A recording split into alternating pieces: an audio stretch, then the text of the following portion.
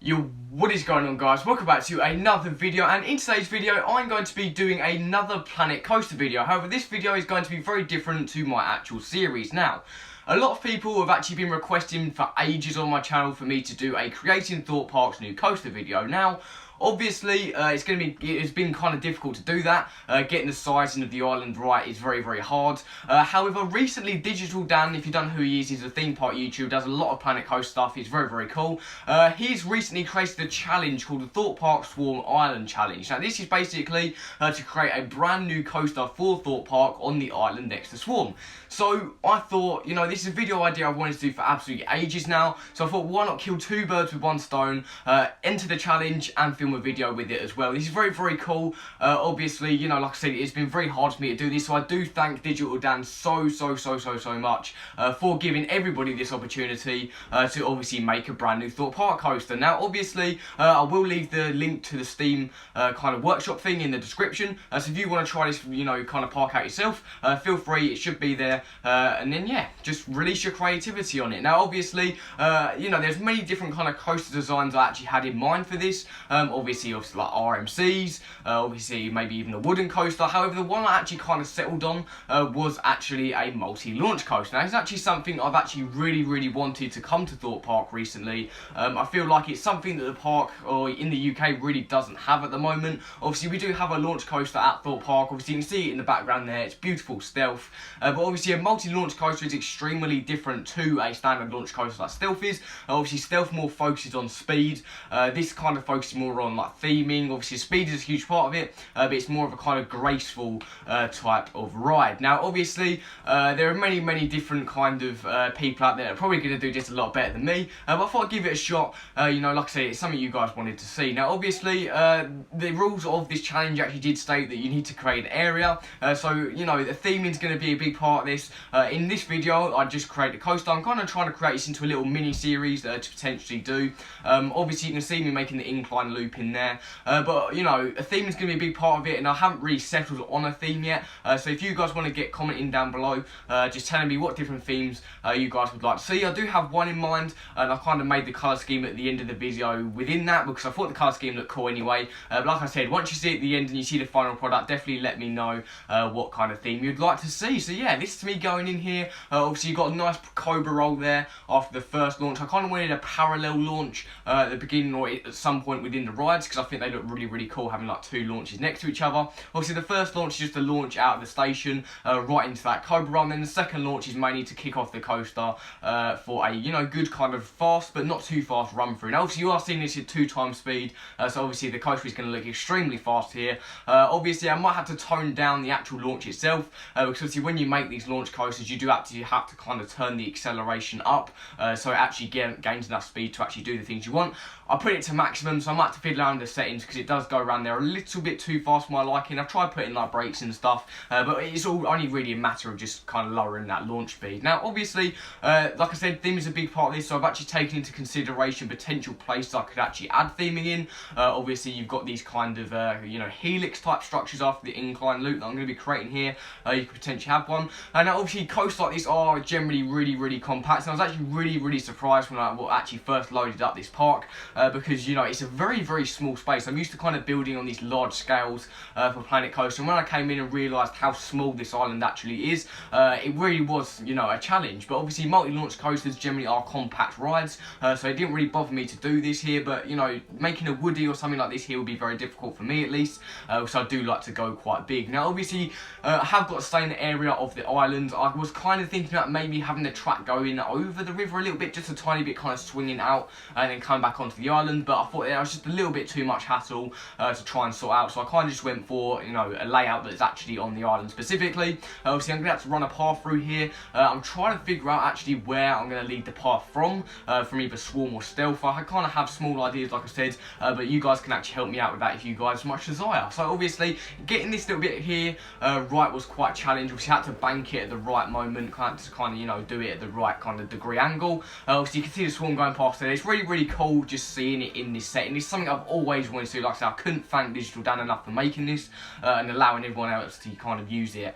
But yeah, so I kind of did want to add loops to something quite big into this. Obviously, there are many launch coasters out there do have loops, but I really wanted to aim for at least 3 launches in this, and I kind of wanted as many loops as I possibly can. Obviously, it's a challenge, like I said, to get it on this compact space, but generally when you're doing like helixes and these quite kind of small kind of inversions, it generally is quite easy. Now, obviously, the third launch you'll see in a second, I kind of had to position in the right place. I was going to try and do 3 of the launches all in parallel of each other. I think that could have looked really, really cool. But it was, like I said, very, very difficult to align them up. The only reason I did with the Cobra roll was when you place the Cobra roll in, as it exits it, it is kind of parallel to the other track. Obviously, getting that angle right just by hand is going to be extremely hard. So I just kind of thought, you know what, I'll just go and kind of do it as and when I need to. Now, obviously, you can see me kind of testing about with the brakes here. I didn't really know how to add this in. Like I said, it was going quite fast around the track. But like I said, I do end up taking these brake runs out, and I'm actually going to try and fiddle around with the launch speed itself to try and get that to the right speed. Now, obviously,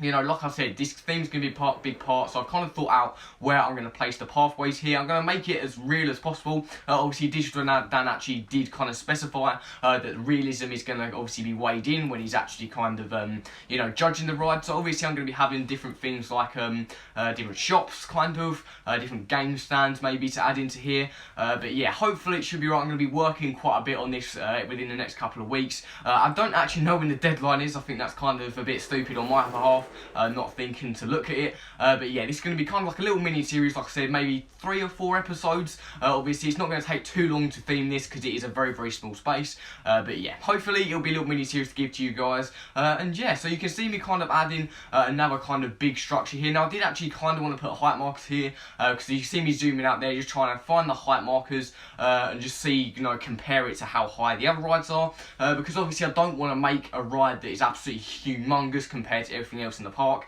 That's something that I do tend to do quite a bit. So yeah, height markers did really help with that. Obviously, you can see me going into the the third launch here, launching thing. Now, I was kind of thinking about doing this and kind of having it like the swarms first, drop, and kind of having it twist around and have it be like a head first drop. But yeah, it didn't really fit. I tried doing it. If I'm pausing at all like this, it means I'm kind of looking at the coaster going around, just getting a judge and bearing on how the actual coaster is running. So obviously, I don't want it to get stuck anywhere or be too fast. But yeah, it just didn't really work out. It weren't really going the way I wanted to.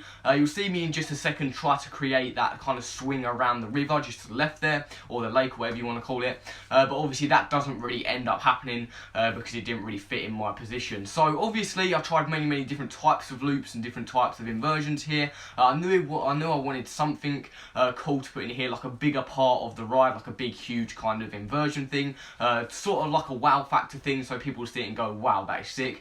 So I ended up going with this. I'm pretty sure is what I kind of settled on. I think it's really cool the way it goes around. You'll see it come through there, obviously hitting the third launch. It kind of goes round, and then this is where I was going to have it kind of swing around the river, like I said just a minute ago, but yeah, it just wasn't really working. But here you'll see me eventually, I do place a helix in. Obviously it doesn't go over the river. I do generally just twist it around. But yeah, generally after I actually made this, I was very happy with it. I'm generally not too great at building coasters, but on this kind of occasion I think it's actually turned out really well.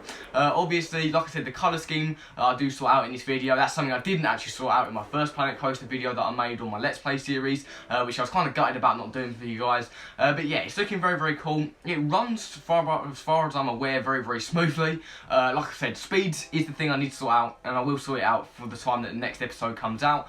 Depending on when the deadline is, those will either be frequent or really frequent. It depends the two. It could be every couple of days I make a Planet Coaster video doing this. But yeah, so far it's going very well. So you can see me kind of try and twist it around there, but you'll see just as it enters that kind of dip and that curve downwards, it's kind of jolty. You'll see when the ride comes around here, you can see it kind of jolt a bit, and obviously with the speed it's got going on it, it's just hit the third launch. That doesn't really fit. It kind of whips you around a bit too far. So I ended up scrapping that, and I ended up going for a little bit of a different approach with swinging it the other direction. I'm pretty sure I'll swing it. But yeah, mainly the path I think is going to come from the little kind of entranceway that looks like the entranceway to the left or to the right, just of where I'm working at the moment. Obviously, you know, the path probably wouldn't come through that way in real life, but it's just kind of something that I thought would be quite cool to kind of have there, because it's almost laid out for me nice and easy there. So obviously, it's good, like I said, it's compact, so obviously I've got to kind of figure the path out really carefully, but all of that will be in the next video. That's not in this video. I kind of wanted to just mainly focus on the coaster for this. So yeah, here I'm kind of trying to bend around. This is the kind of bit that took a little bit more fiddling than anything else really, just trying to get it right and getting it this kind of thing. Obviously with the helix thing here, that is another opportunity to have like a theming piece in there, which could be really cool. I kind of, you know, thought up many different ideas to try and get this back to the station. Obviously it either had to curve round just behind the Cobra roll there, or it kind of had to go over the 2 loops. So I ended up going over the 2 loops, not the 2 loops, what am I saying, the 2 launches I mean. I was actually going to do maybe like an incline twist or something like that just behind the Cobra roll, and then it kind of swings round, but I ended up trying to do kind of like a corkscrew type thing around here. I tried to make it myself but obviously that ended extremely badly, but yeah, it's looking very cool. Like I said, I'm very proud of this creation. It's one of the best things I think I've built in Planet Coaster, and it only took me like 26 minutes to do, which is really ironic because I've spent so much time building coasters in the past. But yeah, you can see me kind of doing like a barrel roll type thing here over the station and the kind of 2 launches. Now I'm trying to decide how much I want of this indoors. Obviously, like, the station's gonna have to be indoors to some extent. Obviously I want part of at least one of the launches indoors, maybe the first launch since it's not too big, just to kind of give it that kind of launching out of a tunnel kind of feeling to it. So obviously I mess up a bit here, and yeah, it just looks extremely messy. This is kind of me trying to attempt to make like a little inversion over the actual themes, but I ended up going for one of the preset ones because it's just generally a lot easier. I'm not overly joyed on how this actually enters the station. It's quite weird in the way I did it. It's not like a proper brake run, and I might have to fix that at some point just to kind of make that, because you know, it's just not like as smooth as I'd want it to be. You see me trying to test out all these different things. Like, I was actually considering putting a 0G roll in there, but it was just way too big for me to even try and place in this bit here, and it definitely wouldn't have made it over that. But yeah, it was very cool, but I ended up going for this, which I think was really cool. It kind of helps it then kind of twist into the station rather than just having to bank it. It kind of ends the ride on a high note, and yeah, kind of also complete it there. So like I said, I'm happy with the way it kind of finished, but I would like there to be a little bit more of a brake run. Obviously with me having to also complete it, that was something that I didn't really get to have a say in necessarily. But yeah, you know, it's very similar to Nemesis in the way that it doesn't end really slow or very boring. Obviously it ends on like a big high note. You go over that inversion and straight into the brake one fairly quickly into the station. So yeah, that's the main layout of the ride. You can see me feeling around with the colours here. I went for a black and maroon kind of colour. I think that was really cool the way it is. It's kind of a lot darker, but I'm kind of wanting, the theme I'm kind of going for here is a sinister kind of government, you know, kind of experiment type thing. I think could be really cool. But yeah, I do absolutely love the colour scheme for this. I love the way it turned out. Obviously it's got the maroon on the outside of the tracks and the kind of black for the rest of it, and I think it just looks really cool. Like I said, I'm going to work on the speed, I'm going to work on different, like the brake run and that. That'll be like in between episodes, I'll do that sort of stuff, so I'm not boring you guys with it. But yeah, that is it for this episode of building Thorpe Park's next coaster. I do wish you guys luck, whoever is entering this challenge. I'm excited to obviously see Digital Dan's video. Obviously when he does actually kind of, you know, read through and look at all the stuff. So yeah, with all that said, I will see you guys later.